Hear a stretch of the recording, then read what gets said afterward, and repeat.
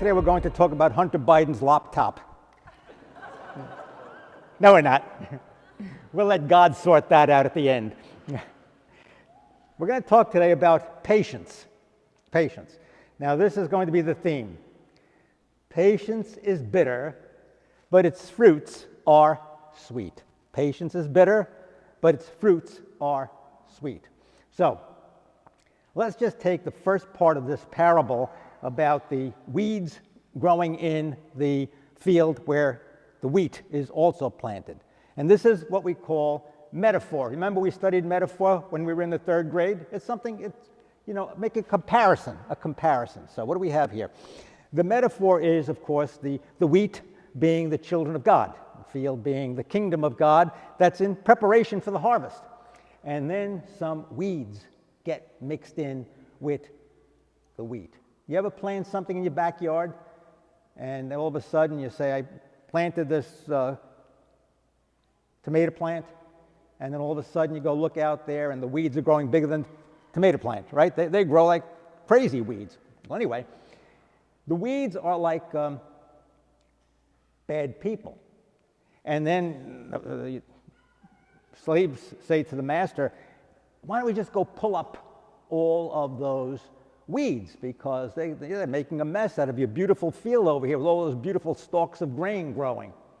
And he says, leave it alone, because sometimes when you go and pull up the weeds, sometimes you might pull up some good wheat, good people along with the weeds. So you have to be patient. And at the end, it says at the end, who does the sorting out? God does the sorting out, not us. Now, it's contrary to our nature. That's contrary to my nature for sure. I mean, you see bad people doing bad things, right? A lot of times we see that. You don't even have to read the newspaper or watch the news. Sometimes it's in your own neighborhood, in your own house sometimes. And you say, why doesn't God just zap these bad people? See, if I were God, there'd be nobody left. Zap them all. I'm the only decent one around. Right? That's the attitude that we have.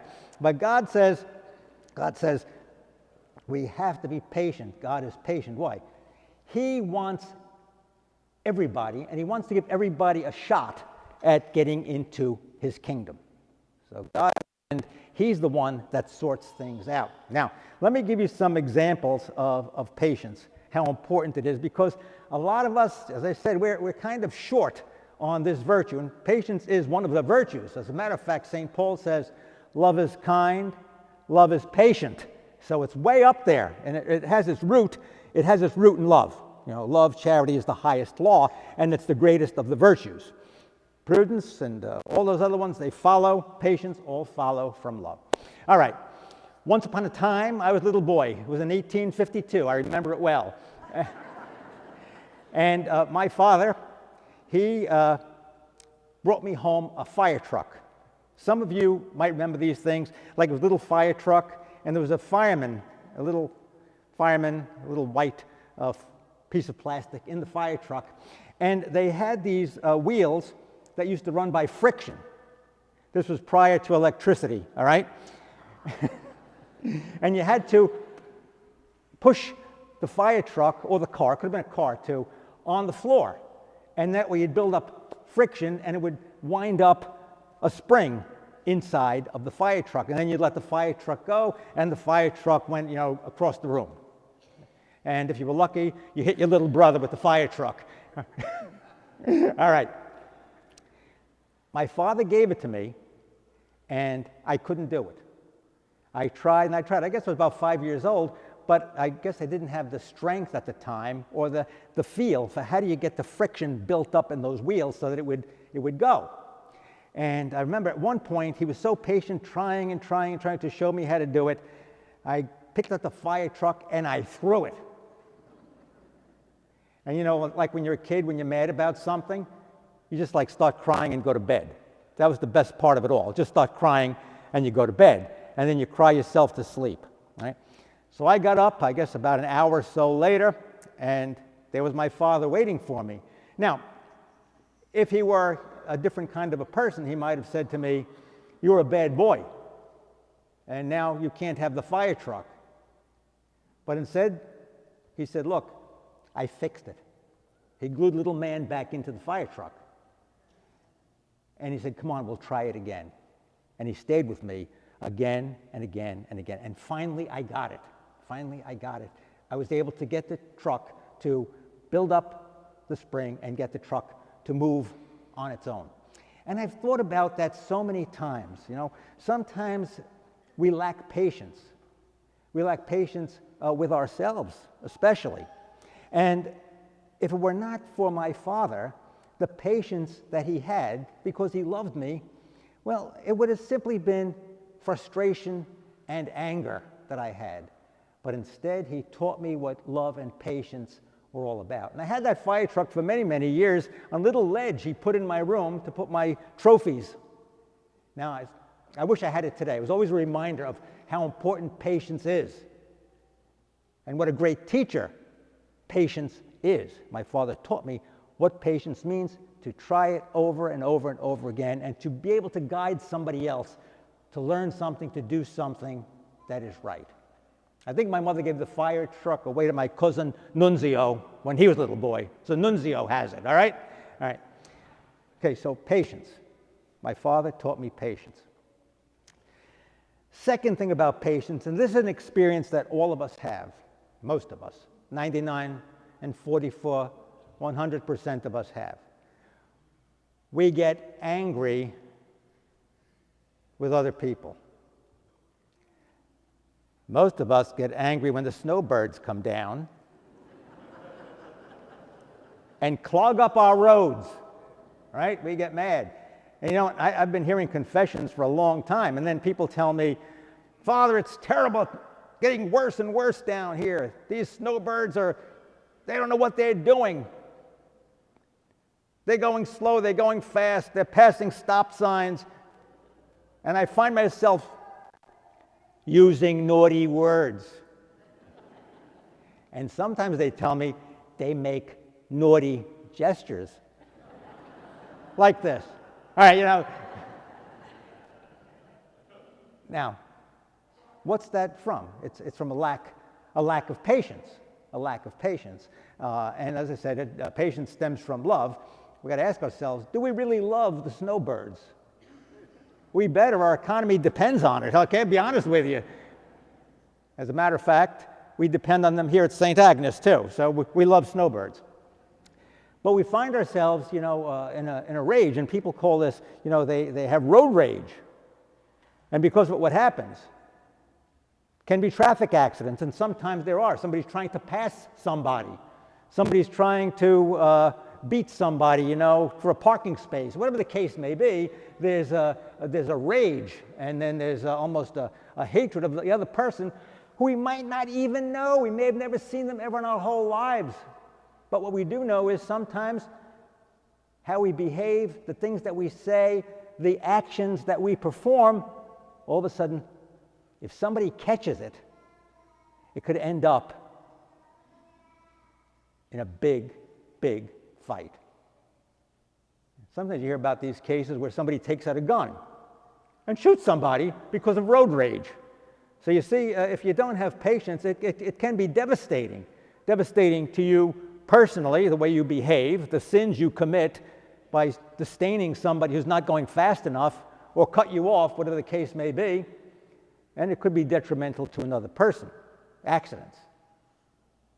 The sins we commit because we're so filled with anger.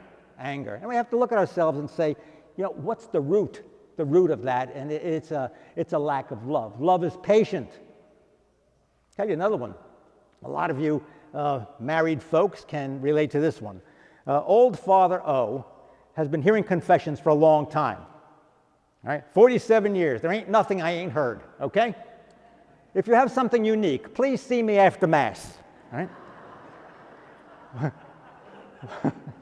We're basically all the same. Let me tell you, now, the one that I get so often is husbands and wives fighting.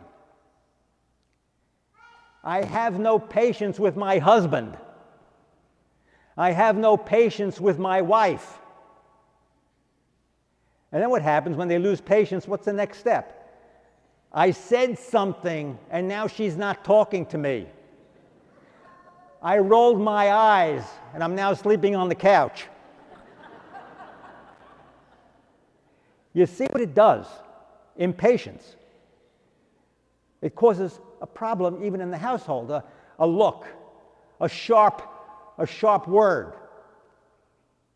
And sometimes it builds and it grows from something that looked like it was really small to something really big.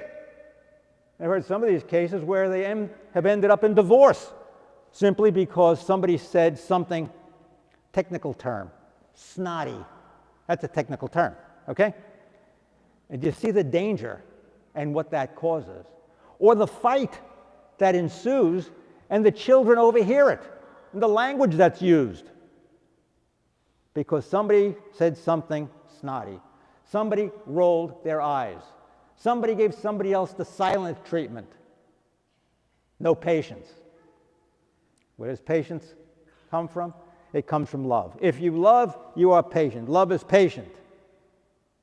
Very important virtue. The last one is this. This is the most important one of all. I think it's the most important one of all because it is it's personal, and it's the one that can wreak havoc in our souls. Wreaks havoc in our souls. It's the one where we are impatient with ourselves. We are impatient with ourselves.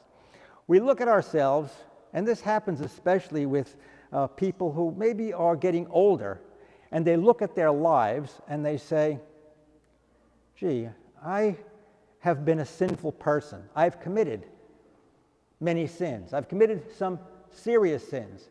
And I've tried over the years to overcome the sinfulness. I've tried and tried. And it's hopeless. And a sense comes over people that I'm really no good.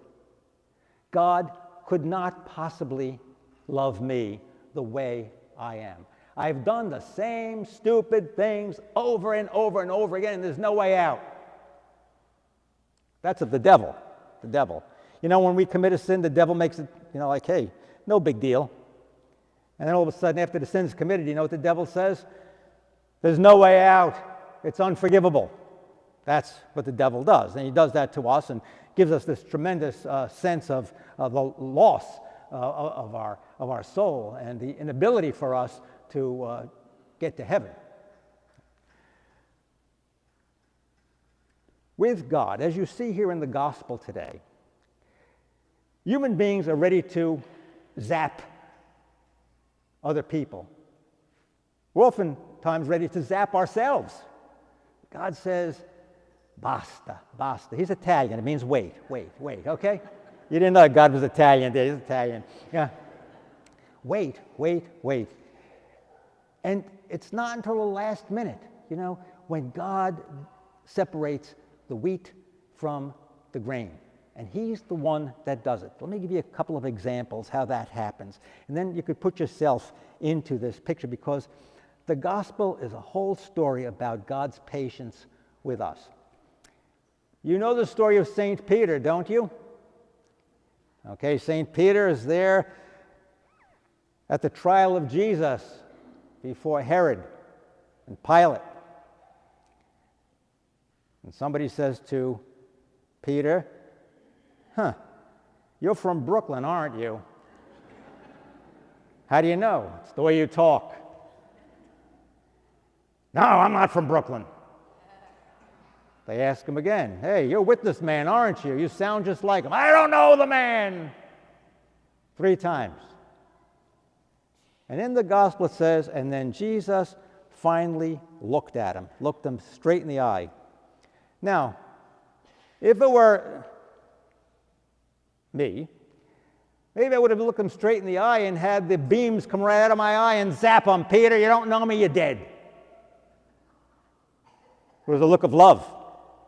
And Peter never forgot that look. And because of that look of love, that patience with Peter, what happens? Peter is rehabilitated. His sins forgiven. Simon Peter, do you love me? Yes, I love you. Simon Peter, do you love me? Yes, I love you. Lord, you know that I love you. And because of the patience born out of love that Jesus had for Simon Peter, what happens? His sin's forgiven. And he becomes the first pope. Doesn't get much better than that, does it? And that's what patience does. Last one. This is on the cross. This is on the cross. You know that there are two thieves that are crucified with Jesus on Calvary. One thief, he's cussing Jesus out. If you're the Son of God, save yourself and save us too. And I'm sure he was saying a lot of other nasty things. They don't record all of that in the gospel. A real weed. The other guy, St. Dismas, the good thief. Now, he led the life of a criminal. He admits it himself. He says, I'm getting what I deserve. I've been a criminal all my life. He turns to Jesus and he says, Jesus, remember me when you come into your kingdom. And Jesus, once again, looks at him with love. And he was patient with this man till the very end, till he was on the cross, till he was dying himself. And he says to him, this day you will be with me in paradise. And so, folks, patience is bitter, but its fruits are sweet. God love you.